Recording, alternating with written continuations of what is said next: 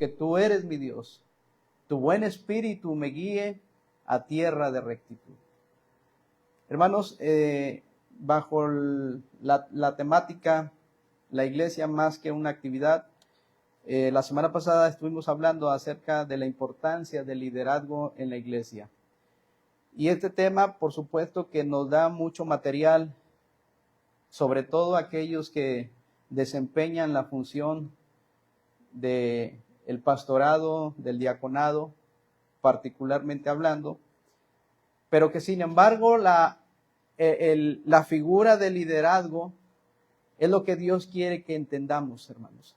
No porque el apóstol Pablo le escribe en las epístolas pastorales con el énfasis de que los que están al frente se pongan en línea con lo que Dios quiere, corrijan las deficiencias, como le dice a Tito, dejándolo ya en Creta, que establezca ancianos, y todo eso está muy bien, porque posiblemente ustedes dirán, este tema tiene que ver con los pastores, y sí, o sea, son cartas pastorales, pero la figura que Dios quiere resaltar aquí es la figura del liderazgo, principalmente.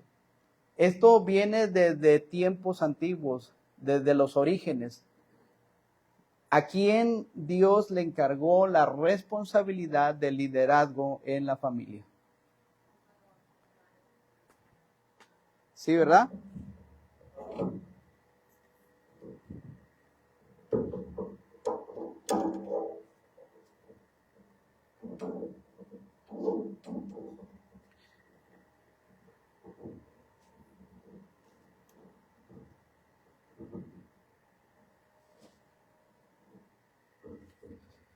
¿A quién dijimos, hermanos? Al varón. La figura de liderazgo es lo que Dios quiere resaltar en su palabra, hermanos. Y esto lo va llevando el Señor por medio de los tiempos, de las dispensaciones, porque la Biblia nos habla de 7 dispensaciones, que es un tiempo indefinido en el cual Dios ha tratado con el ser humano, ¿sí? De una forma, de otra forma, pero que los planes de Dios nunca van a cambiar porque son exactamente los mismos. Desde la primer dispensación llamada la inocencia, y después entró la dispensación llamada la conciencia. En esa parte, hermanos, vemos cómo Dios, siendo el creador de todas las cosas, empieza a esa obra maravillosa de crear, hermanos, no de evolución, de crear todas las cosas. Y cuando Dios pone al hombre como la corona de su creación, les da instrucciones, le da mandamientos, les da estatutos. Y después de eso, ustedes conocen la historia, pero estamos recapitulando un poco, cómo no se había encontrado ayuda idónea para él. Tenía todo, pero le faltaba algo muy importante. ¿Qué le faltaba, varones? Su ayuda idónea.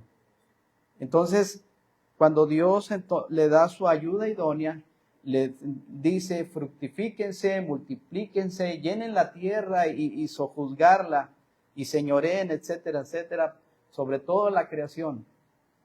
También les dice que se pongan a trabajar, porque muchos tienen la idea equivocada de que Adán no trabajaba, pero trabajaba, porque el trabajo es una bendición. Imagínense si no es trabajo ponerle nombre a todos los animales. Claro que sí. Y les dio instrucciones y les dijo: de todo árbol del huerto podrán comer, pero del árbol de la ciencia del bien no comerán jamás, porque el día que de él comieren, ¿qué va a pasar? Ciertamente morirán. Y ustedes conocen la historia. Y en esa historia entra el problema para toda la humanidad. Entra el cáncer del pecado. Recordamos que el enemigo, como esa serpiente, uno de los nombres que se le da a Satanás precisamente es la serpiente antigua, y la serpiente, dice, engañó a Eva. La engañó con palabras sutiles. Esas palabras venenosas, hermanos, con que Dios os ha dicho. Esa es la misma estrategia que Satanás emplea hoy y siempre, la sutileza. No se va a presentar de una manera grotesca, con cuernos, con pata de cabra, con cola, pintado de rojo y todo. No, no se va a presentar el enemigo así. Dice la Biblia que él se disfraza como ángel de luz. Y sus estrategias son precisamente la sutileza. No tiene nada de malo que no vayas hoy a la iglesia. Deja que otros lo hagan. Mira, ya te fijaste. Y todas esos dardos venenosos, ¿verdad? Empiezan a minar nuestras convicciones. Y a veces le creemos más al padre de la mentira que al padre de toda verdad. Y ahí en el libro de Génesis, Dios le dice a Adán principalmente, no van a comer de esto. Tú eres responsable, principalmente. Ahí vemos la figura del liderazgo. ¿Pero qué sucedió? La serpiente astutamente engañó a Eva y le dice, seréis como Dios sabiendo el bien y el mal. Y ese fruto, hermanos, era el que usted quiera ponerle. Si usted quiere ver el fruto como una papaya, véalo como una papaya. Una manzana. La Biblia no dice qué tipo de fruto es, ¿verdad? Yo no sé por qué de ahí algunos dicen que fue una manzana y que a propósito a Adán se le formó aquí se le atoró, ¿verdad? Su esposa le dijo, come a fuerzas. Y se le atoró y ahí se le ve. No sabemos. Imagínense qué bueno si vieras una papaya. Pero hay algo muy interesante. Cuando dejaron esa dispensación, esa etapa, esa inocencia, dice la Biblia que los dos conocieron que estaban desnudos y tuvieron vergüenza. Nadie en su sano juicio andaría por aquí en esta calle caminando sin ropa, ¿verdad que no? Pero ellos abrieron sus ojos y ahí fue el problema. Por tanto, como el pecado entró en el mundo por un hombre y por el pecado la muerte, así la muerte pasó a todos los hombres por cuanto todos pecaron. Así como en Adán todos mueren, en Cristo todos serán vivificados. Y encontramos ahí, hermanos, el cuadro de liderazgo, porque Dios, cuando se presenta y Dios sabiendo todas las cosas, ellos se esconden de la presencia de Dios, hermanos. Como que si eso fuera suficiente.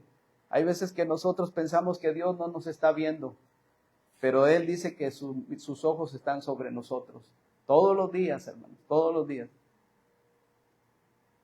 Y se escondieron, tuvieron vergüenza. Pero Dios le habla en ese momento al hombre. Y le dice, ¿dónde estabas tú? Ahí está la figura del liderazgo, hermanos. Y por eso, en torno a lo que vamos a hablar de la iglesia y el liderazgo, que son pastores y diáconos, ni usted ni yo estamos exentos de la responsabilidad que pesa sobre nuestros hombros en cuanto al liderazgo que Dios ha establecido desde tiempos antiguos. ¿Dónde estabas tú? Hermanos, la Biblia dice, no es bueno que el hombre, y yo añado la mujer, no es bueno, hermanos. Es muy importante que tengamos en claro los mandamientos de Dios, porque son mandamientos. Y a veces pasamos por alto esto, no pasa nada, hombre, no, mira, no pasa nada.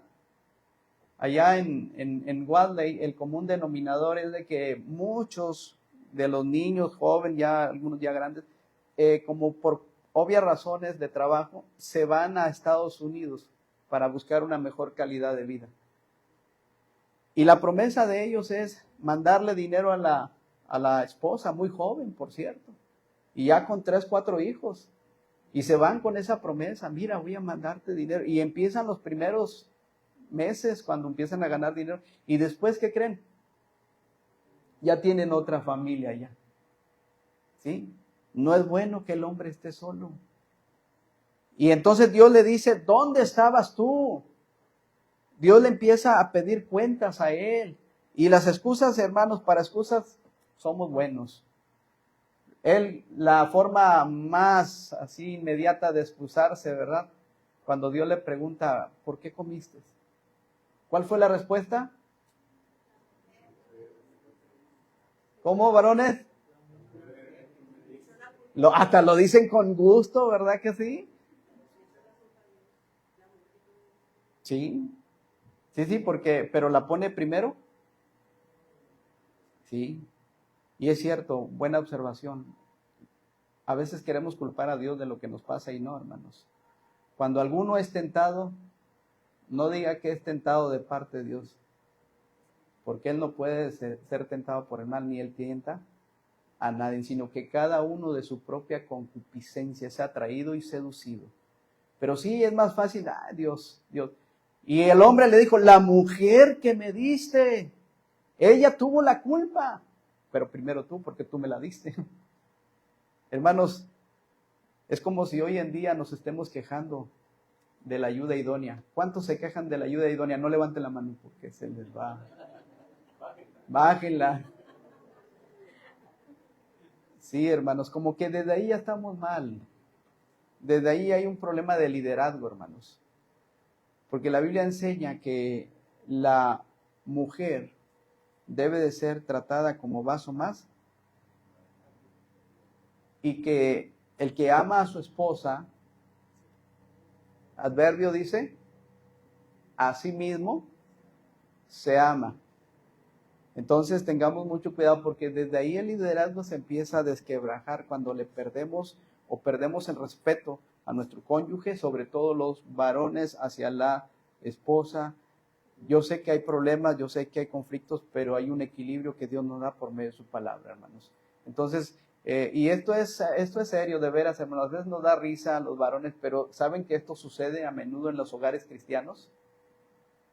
Se impone la ley del más fuerte, entre comillas, con el más débil, el que grita más, el que refunfuñea más, en fin. El liderazgo es una figura clara que Dios nos da desde tiempos antiguos y que tiene que ser considerada hasta el día de hoy, no solamente en la iglesia. Pastor, anciano, obispo, son los nombres que se le da a los dos oficiales que hay en la iglesia. Vemos ahí, hermanos, unos pasajes, 1 Timoteo capítulo 3. Si tienen alguna pregunta en torno al tema y quieren compartirlo, háganlo dentro del contexto del tema. Pero entramos en materia de las responsabilidades de liderazgo. Recuerden, capítulo 3 de la primera carta a Timoteo. Dice, versículo 1, palabra fiel. ¿Por qué dirá palabra fiel? ¿Alguien que me diga rápidamente? Palabra fiel.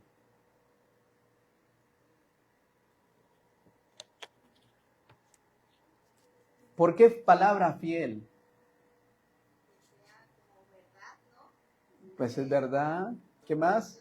A ver, hermanos, lluvia de ideas para que no nos... La palabra de Dios es fiel.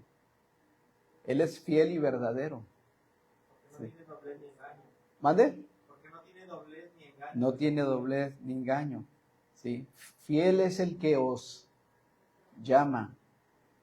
Es palabra fiel. Hermanos, es algo que no debe tomarse a la ligera y ese es el problema. No entendemos las instrucciones, me incluyo, muchas veces no entendemos, hermanos, por muchos mensajes que se nos han compartido a través de ya 31 años como iglesia, hay veces que los mensajes entran, salen y hasta ahí llegó. Buenos mensajes, no por los predicadores, sino por la palabra de Dios. Amén. Sí, hermanos, o sea, entendamos una cosa, no hay persona que sea 100% elocuente o que tenga un coeficiente intelectual. Eso no funciona, porque es la palabra de Dios la que hace la obra y su Espíritu Santo. Los que están al frente son siervos, ¿y qué más? E inútiles, punto, ¿sí? O sea, estás transmitiendo un mensaje que no es tuyo, es el mensaje de Dios. Y todo el mensaje se tiene que compartir. No debemos de rehusar de dar todo el consejo de Dios, hermanos. Pero tal parece que en algunos lugares lo que quieren es endulzar los oídos y no apretar los corazones. por medio de la palabra de Dios. ¿Sí? Y por eso, hermanos, cuando algo Dios nos esté hablando, atendamos. Qué bueno que no te sientas bien en un mensaje, ¿eh? Qué bueno que no te sientas bien en un mensaje, porque eso habla que Dios está trabajando en tu vida. Es como cuando una persona que no tiene a Cristo en su corazón y llega y escucha el Evangelio y se le habla de qué cosas, hermanos. ¿De qué se les habla? Del pecado, pero antes también se les habla. Sí, la salvación. Se les habla del amor. Y qué bonito quedarnos en esa parte. Primera de Juan 4:8, el que no ama no ha conocido a Dios porque Dios es amor. Y hablar del amor, qué bueno, hermano. Pero después lo llevamos al punto del cáncer que es del pecado, ¿verdad que sí? Y cuando le confrontas con eso, empieza como que una lucha interna, porque hay una lucha, hermanos. Y no se siente a gusto y está batallando y está como así como pez en el agua ya que lo están pescando. Es una guerra espiritual. El que convence es el Espíritu Santo, de pecado, de justicia y de juicio. Y ese hombre o esa mujer llega a un punto en donde se rinde y dice, ya no puedo más. Y abre su corazón para aceptar a Jesucristo. Y ahí es donde hay gozo en los cielos, hermanos, cuando un pecador se arrepiente. Y lo mismo es para cada uno de nosotros cuando escuchemos un mensaje. Qué bueno que no te sientas bien cuando te está predicando. Qué bueno, hermano, eso está bien. Porque cuando no sucede eso, habla de que se ha formado un caparazón figuradamente en tu vida, de que todo lo que te digan como el armadillo, se resbala, se resbala, se resbala. Casi nos dice botellita de Jerez. Pero cuidado porque son las palabras de Dios. Palabra fiel. ¿Estamos bien ahí? ¿Qué sigue?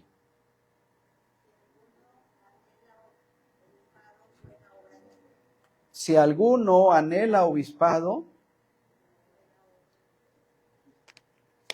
buena obra desea. Entramos al terreno del liderazgo pastoral. Sí. Tú, hermano, varón que estás aquí, de una vez te digo, aunque algunos pastores me puedan criticar y decir, escatológicamente estás mal. ¿Sí? Es que la raíz etimológica creo que no es la adecuada. Tú tienes una pequeña iglesia ahí en tu casa. Es tu familia, amén. Sí, o sea, date cuenta de la relevancia del liderazgo. Cada varón tiene la responsabilidad de apacentar una pequeña grey que está en tu casa. Porque de no hacerlo, hermanos, estamos jugando al cristianismo. Es decir, allá somos una cosa y acá somos otra cosa. Entonces debemos tener cuidado. A propósito, si la figura de liderazgo Dios se la dio al varón, ¿quiere decir que la mujer no puede ejercer liderazgo? Si la figura de liderazgo Dios se la dio al varón inicialmente, ¿la mujer no puede ejercer liderazgo? ¿Quién manda en la casa, hermanos? Ay, la mujer dijeron rápido. Definitivamente la mujer tiene su... ¿Cómo?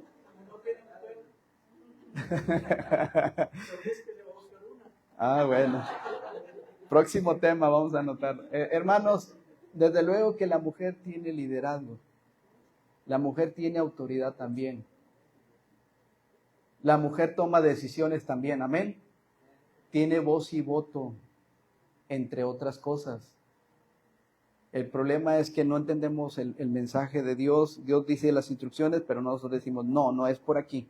Y es una palabra fiel. Y dice, si alguno anhela obispado, de entrada está muy bien. Es una buena obra, porque es la mejor obra, hermanos. Servir al Señor.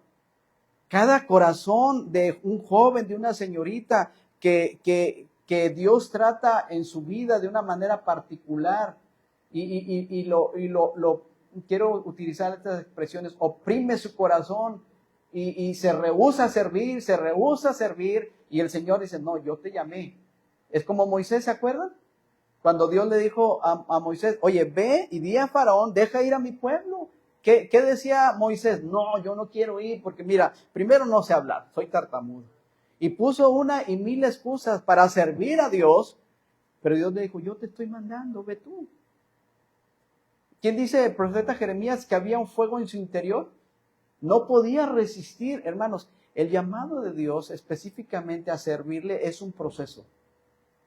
Es un proceso. No es de la noche a la mañana, es un proceso, es muy individual, es muy independiente.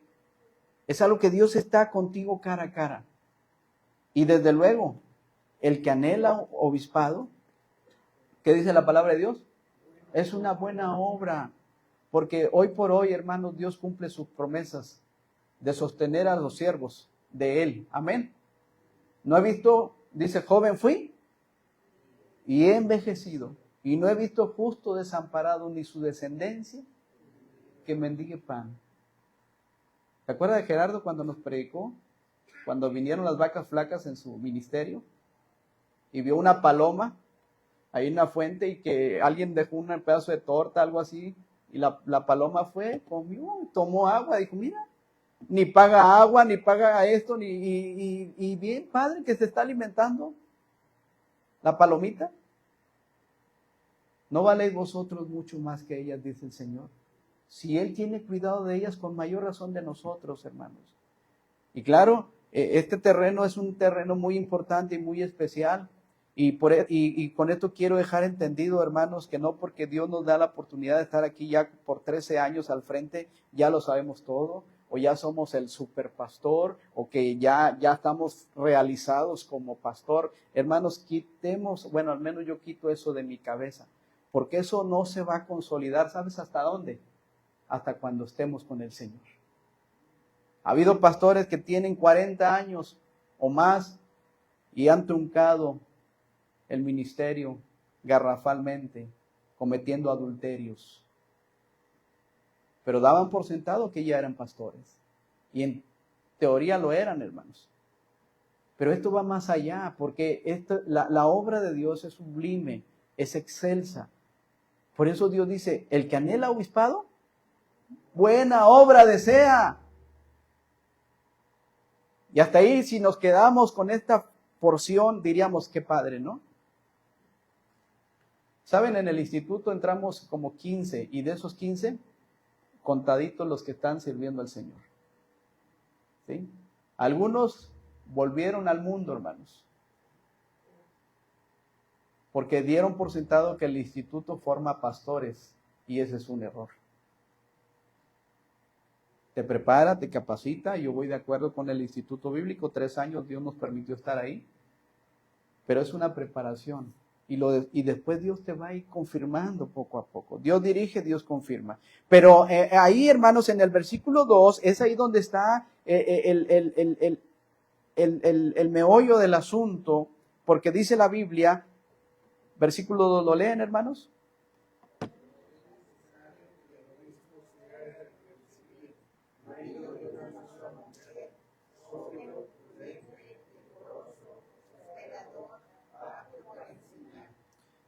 ¿Sí? Esto nos está hablando de las cualidades del carácter que debería o debiese tener el obrero, el pastor, ¿sí? Porque se refiere a él. Y a mí me llama la atención la palabra necesario, ¿sí? ¿Esto qué quiere decir, hermanos? Pero es necesario. ¿Qué quiere decir? A ver, de mi lado derecho, pero es necesario. Que no hay negociación aquí, porque el que está mandando este asunto es Dios. No hay opción para negociar o para decir, bueno, mira, lo voy a hacer a mi manera, porque es mejor de esta forma. Pero Dios dice que no es así. Es necesario, hermanos, y da las listas del carácter que debería tener el obrero. Número 1, varón, ¿en tu casa no deberías de tener esta cualidad tú también? ¿O nomás el pastor? ¿Qué quiere decir irreprensible? Que no tenga nada que reprocharle. Número uno, que no tenga nada que reprocharle. Hasta ahí nos quedamos. Irreprensible. Yo me quedo con una definición. Que nadie te señale. Y si te señalan porque lo van a hacer, recuerda las palabras del Señor cuando dice, bienaventurados sois cuando por mi causa, la causa de Cristo, os vituperen y os persigan y digan toda clase de mal contra vosotros, mintiendo, pero alegraos y gozaos porque vuestro galardón es grande en los cielos, porque así persiguieron a los profetas que fueron antes de vosotros. O sea, no te extrañe que va a haber críticas no constructivas, que va a haber ataques, que va a haber palabras lisonjeras. ¿Sabes qué son las palabras lisonjeras? Que alaban sin ser. ¡Wow! Oye, diste un mensaje como nunca lo he escuchado de parte de alguien. Y empieza uno a... ¿Sí? No, nadie hace las cosas como tú. Mira, debería de aprender el hermano Rogelio. Y esas palabras lisonjeras son las mismas que utilizó Satanás con Eva en el huerto. Sutiles y lisonjeras. Cuidado. Cuidado, hermanos. Y ahí viene el problema. Irreprensible es que nadie te señale. Y si te señalan, tú delante de Dios sabes que eso es una vil calumnia. ¿Sí, hermanos? Varones, tengamos mucho cuidado. Hermanas, tengamos mucho cuidado. Una mentira, una calumnia, tumba muchas cosas, si no tenemos cuidado. Pero cuando usted está firme, el Señor saca a la luz todas las cosas. Tengamos cuidado. Es necesario que el obispo sea irreprensible. Nos habla de marido de una sola mujer, no como algunos líderes religiosos que practican la poligamia, entre otras cosas. Se entiende, marido de una sola mujer. Hermanos, no nos vamos a detener mucho en algunas partes, pero quiero decirles que antes de evaluar alguna situación, evaluar, no criticar, evaluar, pensar, tiene que acudir al contexto, antes, durante y después. Porque si no lo haces, lo único que estás emitiendo son juicios, ¿sí? No puedes equiparar todos los liderazgos de una misma forma y decir, es que así, es lo mismo. No es lo mismo. No es lo mismo. Tienes que ir al contexto. Y ese es el problema en las Escrituras, que no vamos al contexto. Tomamos lo que creemos para mí conveniente y eso es lo que apropio y eso es lo que comparto. Y no debe de ser así. Marido de una sola mujer. ¿Qué más? Sobrio. ¿Qué más? Estas cualidades deberían de ser en tu vida también, varón. Prudente, lo contrario de prudente sería. Y a veces qué imprudentes somos como varones. De veras, hermanos. ¿Será una imprudencia gritarle a la esposa enfrente de los demás? Más que una imprudencia. ¿Será una imprudencia que la mujer le grite al esposo delante de los demás? ¿Y lo avergüence? También, o sea, todos estamos ahí, hermanos. Y nos habla de las cualidades. Debe de ser decoroso, debe de ser hospedador, debe de ser apto para enseñar, no debe de andar dándole al vino. ¿Cuál es la que sigue? No peleonero, no codicioso de ganancias deshonestas. Y todo lo contrario, dice, debe ser amable, apacible, no avaro. Ahora, hermanos, se batalla para cultivar estas cualidades, sí se batalla, pero ¿sabes que Dios nos puede ayudar a través de su palabra y nos puede moldear nuestro temperamento, nuestro carácter? ¿Cuántos de los que estamos aquí anteriormente éramos iracundos, peleoneros y maldicientes, pero por la gracia de Dios somos lo que somos hasta ahorita? Porque Dios tiene poder para cambiar, hermanos. Lo único que Dios pide es un corazón contrito y un corazón humillado, nada más, hermanos. Y luego dice el Señor, el versículo 4, lo pueden leer si son tan amables, hermanos. ¿Por qué todo?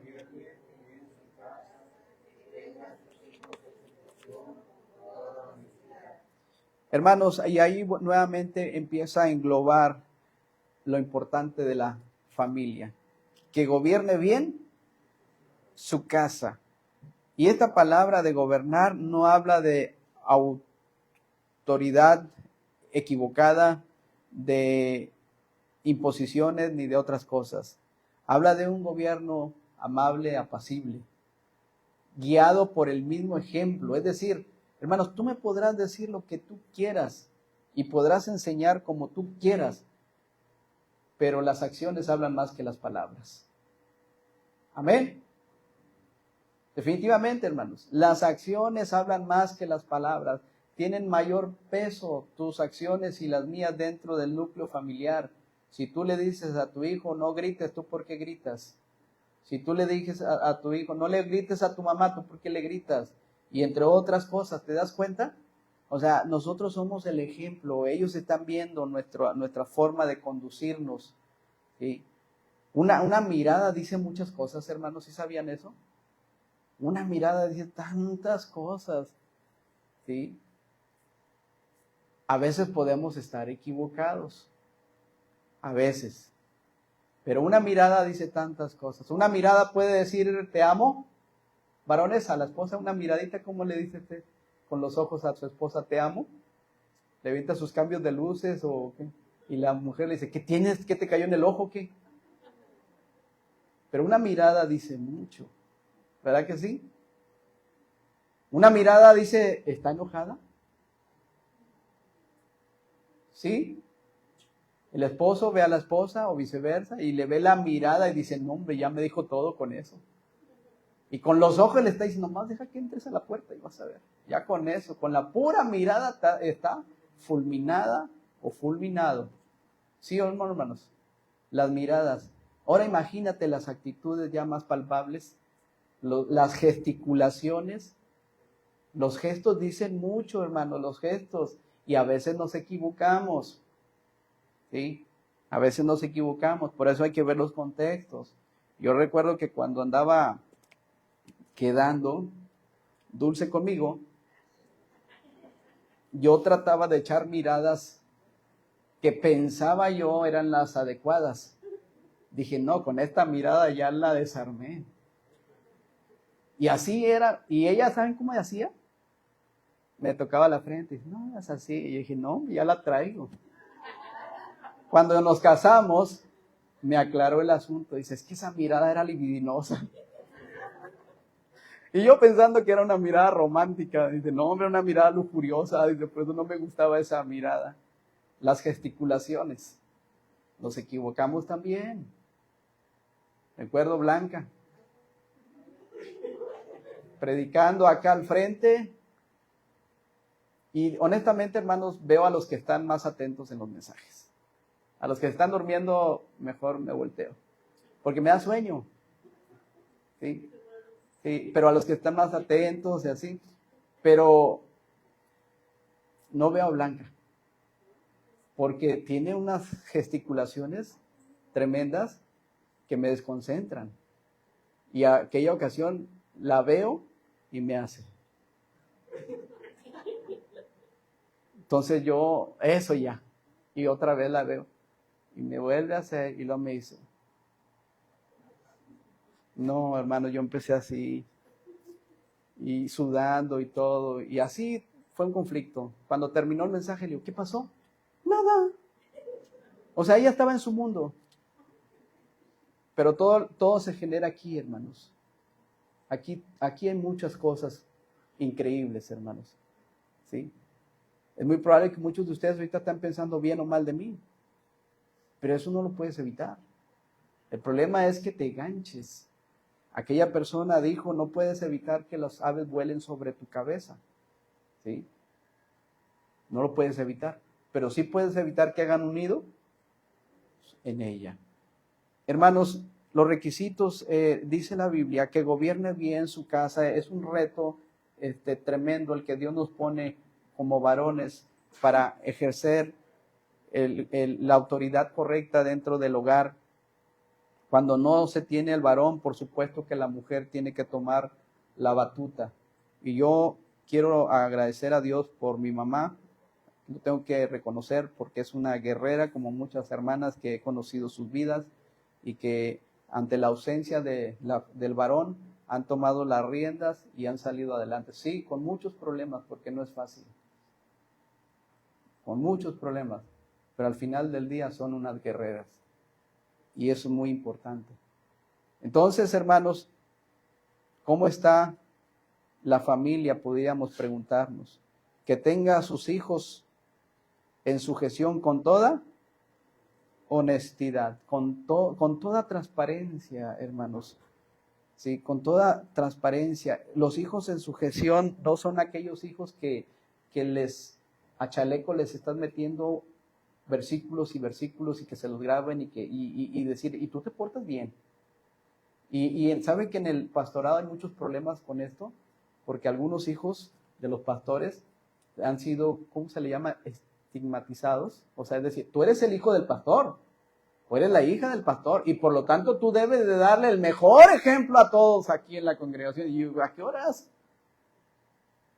Son seres humanos. Claro, yo tengo que asumir la parte que me corresponde. Por ejemplo, algunos, mira, a los niños que se están portando mal, porque pues ¿qué niño no se porta mal, hermanos? Mira, te están viendo los hermanos. No, te está viendo Dios. Yo le decía a los niños. Y yo puedo ser un poquito más enfático en llamarle la atención a mi hijo o a mi hija. A los de ustedes les puedo decir, bájese de ahí porque se va a caer, por favor. Tengan cuidado. Y si no me hace caso, pues tengo que hablarle a ustedes, porque ustedes se encarguen, porque esa es su chamba. Yo tengo que hacer la mía. Y en la mía a veces tenía que dar vara. ¿O les gustaría que sea como el hermano Kiko, que me suene a los de ustedes? No, ese es el hermano Kiko y así es él y punto. Yo no. Cada quien tiene que hacerse cargo de sus responsabilidades. No detengas la vara al muchacho, corrígelo antes de que te avergüence, dice la palabra de Dios. Pero ahí estamos batallando mucho, hermanos, en los hogares. Los hogares en donde ya no se ejerce la disciplina, en donde ya entran en la etapa de la adolescencia y cuando llegan a la etapa de la juventud con tantas ideas que hay en este mundo, es bien difícil detener la bola de nieve y por eso los jóvenes y las señoritas se van muchas veces a las drogas y a otras cosas terribles. Pero nosotros como padres bajamos la guardia. Muchas veces, desde temprana edad, estamos negociando con ellos cosas que no se deben negociar, ¿sí? Me acuerdo una vez, llego con mi tía, ya falleció, ella recibió a Cristo. Y entre otras cosas, la saludo, iba por unas cosas, y de repente se oye desde la planta de arriba una voz de un niño, un chamaco, como de 10 años, si no me equivocaba. ¡Abuela! O sea, abuela. ¡Abuela! Y le empezó a decir palabras antisonantes, feas. Y le digo, tía, ¿quién está hablando así, tía? Ah, es Jorgito. Digo, pero tía, ¿por qué permite que...? No, es un niño. No, hermanos. Y ese es el problema de muchos hogares. Se deja sin corrección, se deja sin disciplina. Y después ya nos puede detener la bola de nieve. La Biblia lo dice, hermanos. Y hoy en día las leyes han cambiado tantas cosas que ahora el hijo te puede demandar si tú le das una nalgada. ¿Sí sabían eso, hermanos? Que ella puede ir y demandarte a ti. Y que no le digas no, porque si le dices no, ¿qué pasa, hermanas? Los traumas para toda su vida del muchacho, de la muchacha. ¿Acaso no vemos en la Biblia el decálogo? ¿Cómo dice la Biblia? ¿Cómo empieza? No, no, no y no. ¿Sí o, así, ¿sí o no? Hermanos, es el problema, que no queremos escuchar lo que nos dice la psicología moderna, ¿sí? El humanismo, las dependencias como derechos humanos. Le creemos más a la Real Academia de la Lengua Española con sus palabras que ya aceptaron, maldiciones, que a la misma palabra de Dios, hermanos. Y en la familia hay serios problemas, hermanos, serios problemas. Debemos de ejercer un gobierno palpable con la ayuda de Dios, empezando desde nosotros mismos, con nuestra cónyuge y con nuestros hijos, hermanos. Que tenga a sus hijos en sujeción con toda honestidad. Y entre paréntesis dice, ya casi por terminar, ¿qué dice, hermanos? Versículo 5, léanlo.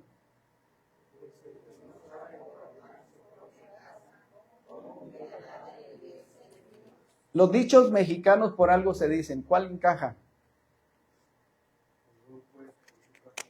Ahí está uno. El buen juez por su propia casa. Oye, ¿quieres corregir a medio mundo? Corrígete tú. Corrige tu casa, pues. ¿Sí? Dios le dijo a Ezequías, porque le pidió unos 15 añitos más, ¿verdad? Pero dijo, ok. ¿Pero qué le dijo antes de eso?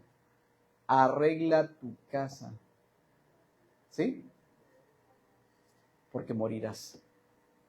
Hermanos, varones, ¿estamos arreglando nuestra casa? ¿O la seguimos desarreglando? Con nuestras actitudes, con nuestros gritos, con nuestros celos, con nuestros pleitos, con nuestras imposiciones. ¿Acaso no vamos a morir, varones? Sí. ¿Y cuál es el consejo de Dios? No dice arregla la casa del hermano Manolo, ¿verdad que no? Arregla la tuya. Y yo voy a arreglar la mía.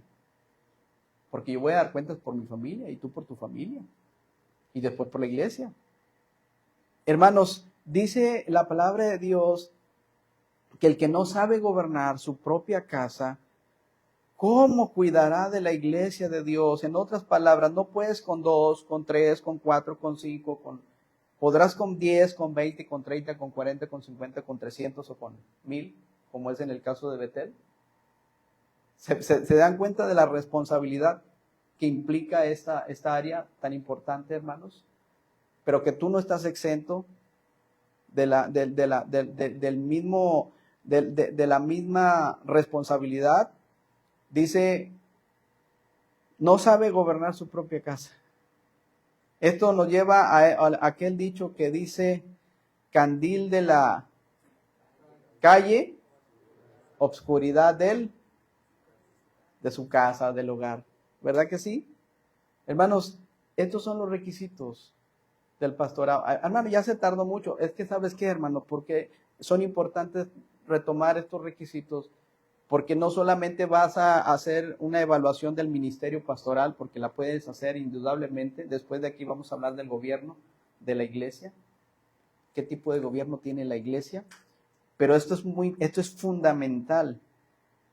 Dice, no un neófito. ¿Quién me ayuda con esta palabra? No un neófito.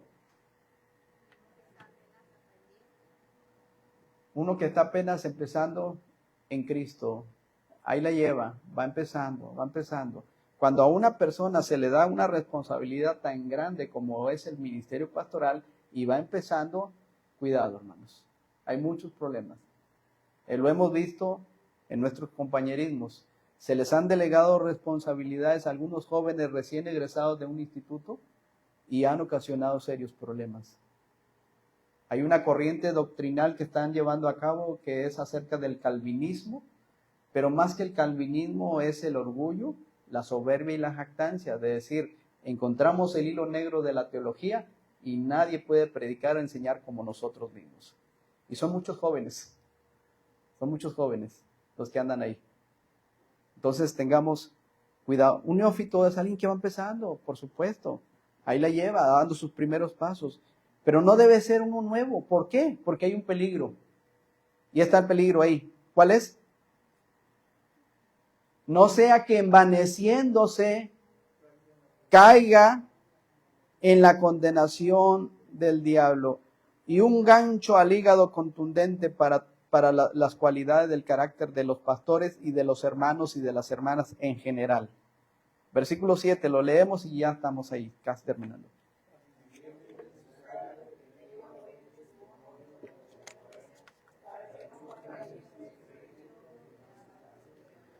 ¿Esto qué quiere decir, hermanos?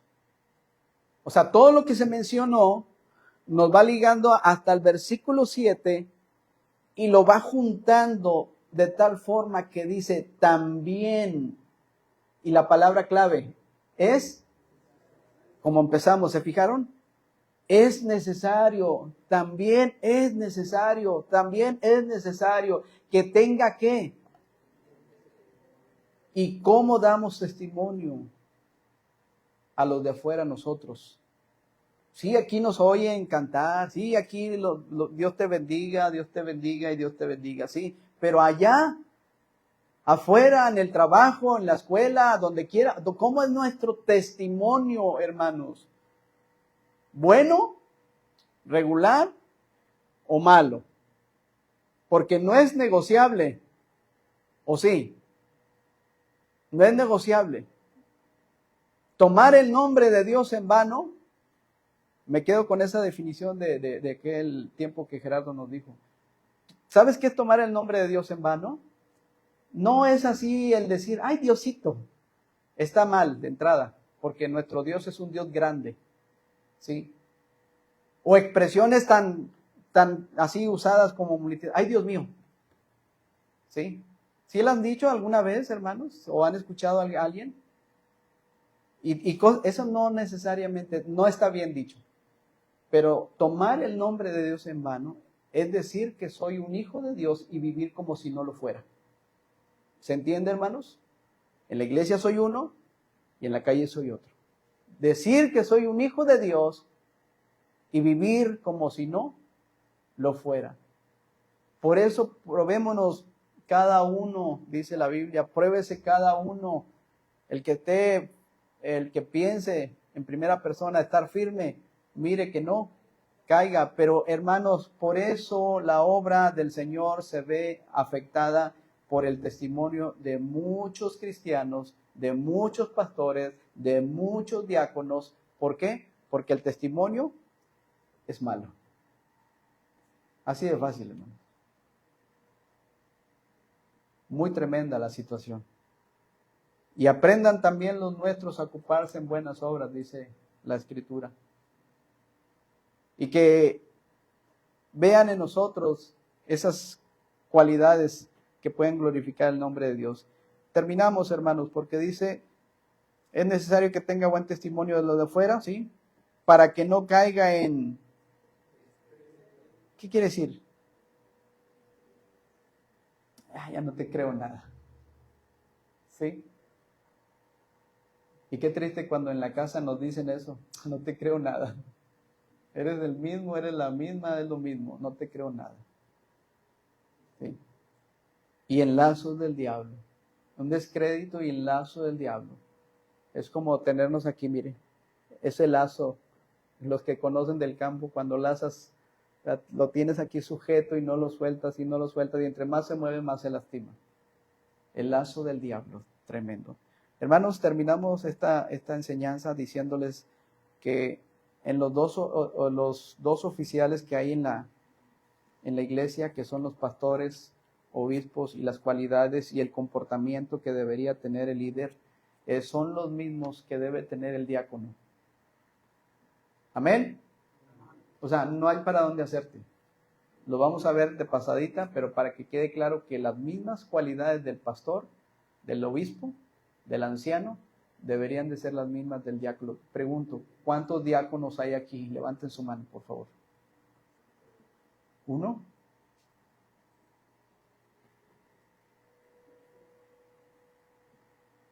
¿Cuántos diáconos es un servidor? Y el que sirve no sirve al pastor, ¿eh? O sea, digo, en el buen sentido. Le sirve a Dios. Oficialmente hay un diácono, oficialmente protocolizado, todo el asunto ese, es el hermano Gerardo. Los que ya estaban ya no están por alguna razón, pero ya nomás él es oficialmente. Pero nada más él es diácono. O sea, usted nada más sirve, hermano, usted predica, usted dirige, usted da la cena del Señor, o sea, nomás usted. ¿Cuántos diáconos hay entonces? Levante su mano.